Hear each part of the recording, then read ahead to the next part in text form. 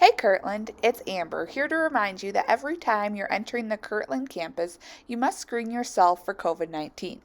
This can be done on your mobile device. Before entering campus, visit kirtland.edu/wellnesscheck. Once you're on our website, scroll all the way down to register for a MI Symptoms account.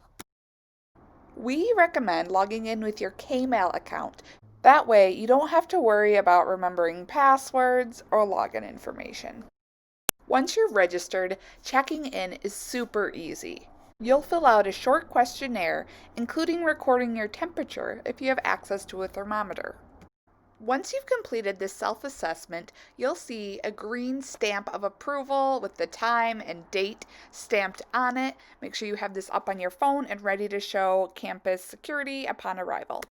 Lastly, we just have a few tips to make this transition as easy as possible.